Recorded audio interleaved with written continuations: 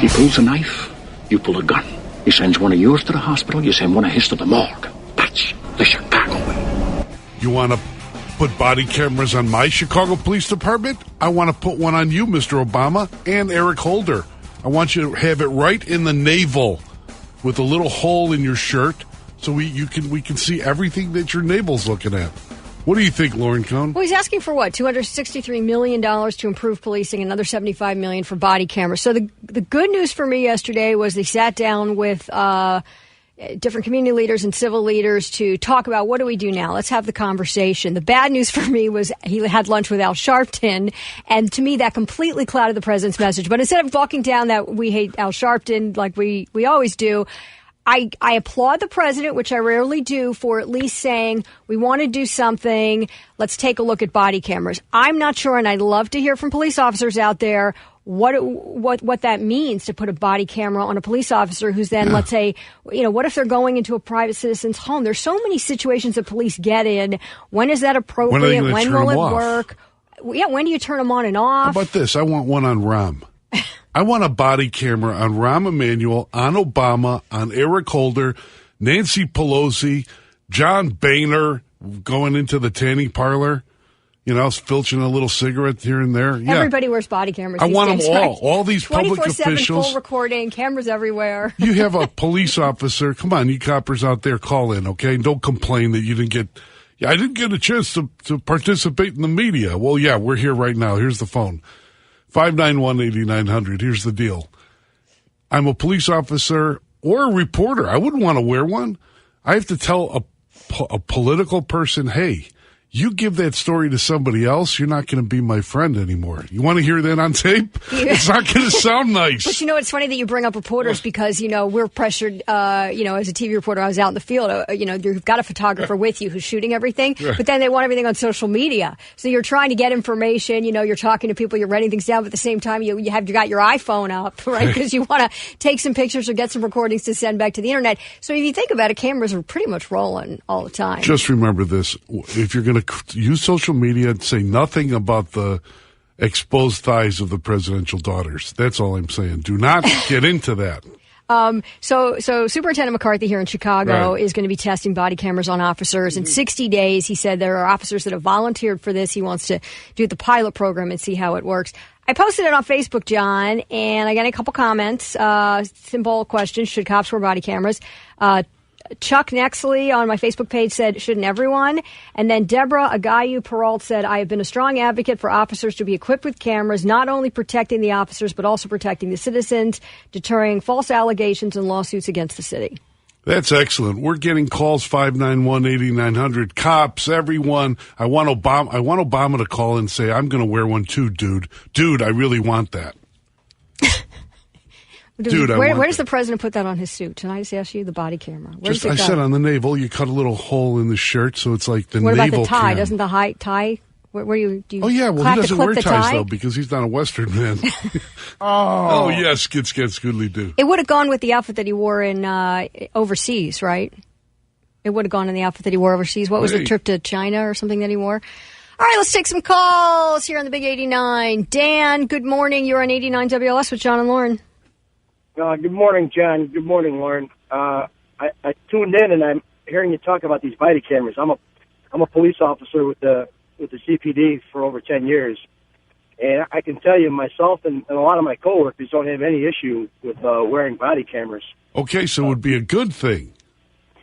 I believe it would because it would give anyone looking at whatever's being recorded essentially a front row seat to the day-to-day nonsense that often goes on. But do people really want to see that? It probably upset a lot of people to see how the taxpayer dollars are being wasted. But, my biggest issue with cameras, and I don't have a problem with wearing one, but some of our cars that we drive in every day have an excess of 200,000 miles. Computers in our stations don't always work. Often there's only one working printer for dozens of officers to utilize. And some of our in-car cameras are non-functional, and computers in our cars don't even work. So why can't we get those things taken care of first before we move on to other safeguards? Thanks, Dan. Thanks, Danny. Good call. Thanks.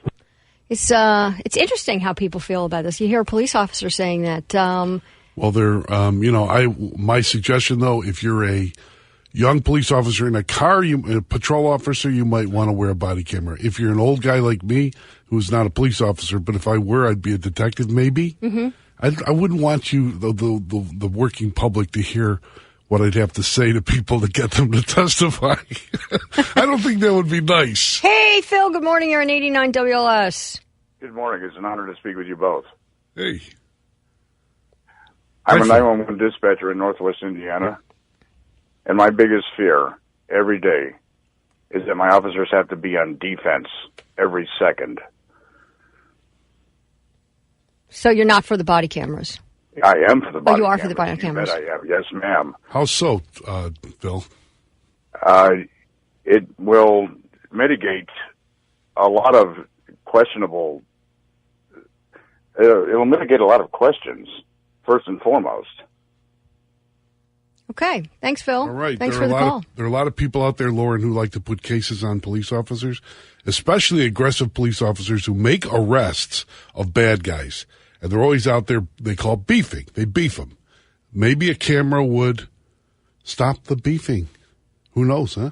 Rush Limbaugh, weekdays at 11 on Chicago's Talk Leader, 89 WLS. All right, we're back, and we're talking about police officers wearing body cameras. The president seems to think it's a good idea coming out of Ferguson. And here in Chicago, Superintendent McCarthy is going to be testing body cameras on officers in 60 days. He's got officers who volunteered. And it gets us past the whole race angle.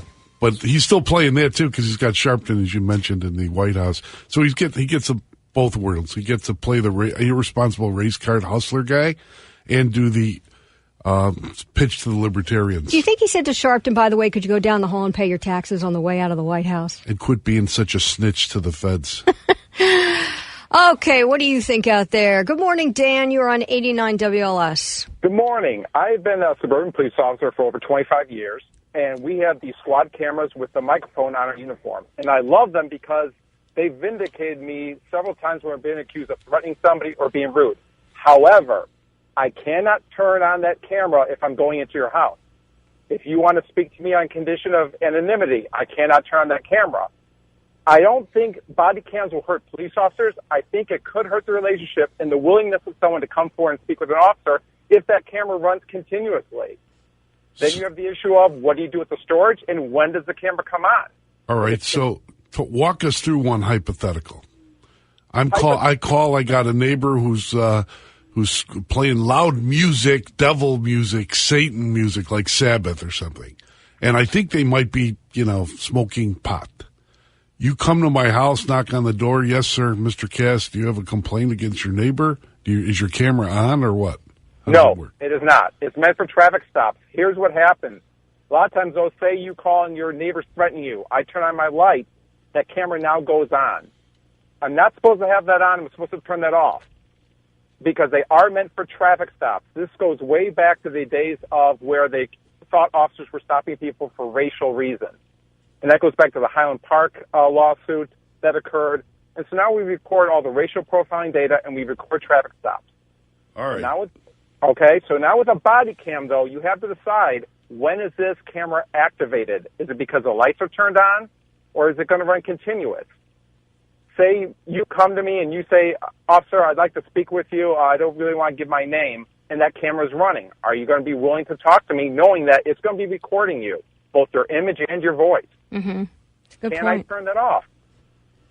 That's going to be if I turn that off, am I then going to get in trouble? Because, you turned off your camera. How we know you didn't threaten Mr. Cass and then you turned it back on? Right, you're like the officer who can't win in any situation. You know what I would have done? I would have said, Black Sabbath is a good band. Shut up and get back in your house. Well, that's going to be a big deal for all of those gang-related shootings where people don't want to come forward. Right? Yeah, right. Thanks, Dan. That's a good point, Dan. Thanks, officer. Thanks.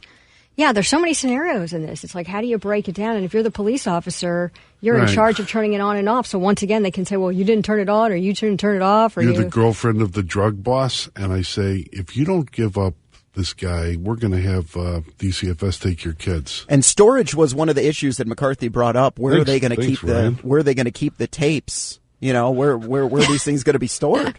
Who's going to have? Are we going to be house. able to have access to them? Is the public? Is the media? You know? Magnet in the evidence room that can just destroy erasing things. them? Yeah, nice. You don't want that to happen. All right. Good morning, Marty. You are on 89 WLS. Welcome to the show. Hi, John and Laura. Listen, way back when they started the one-man, one-person police cars, that's when it all started. Let's face it, every time a police officer responds to anything, he's by himself. Number one, he's on the defensive.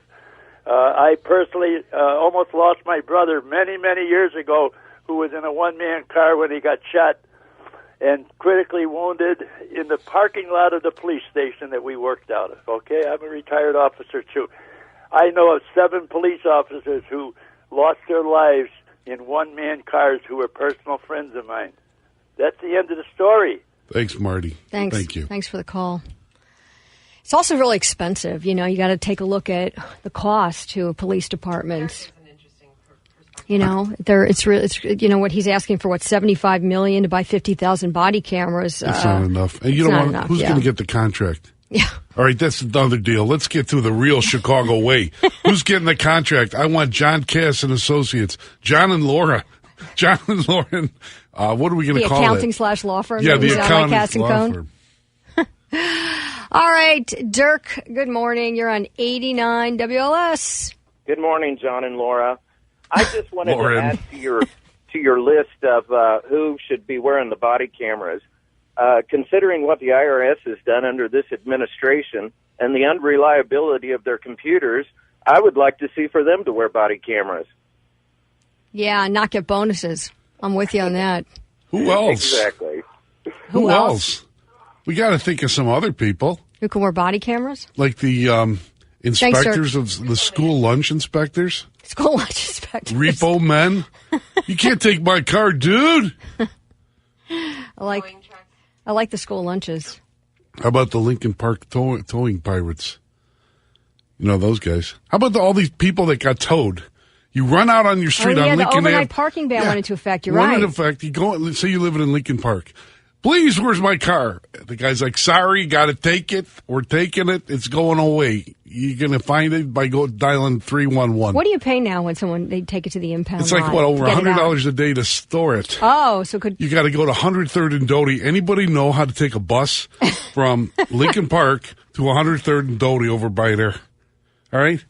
All right? I bet Uber's jumped in on this, and they've got the Uber rides right to the impound lot because they're business people. Nice. All right, John, we got so much more coming up in the show today. John and I want to know what's wrong with people who have to toss out all the leftovers in their refrigerator. Let's see what else is coming up. Girl Scout cookies, they're being sold online, but not in Chicago. What's up with that?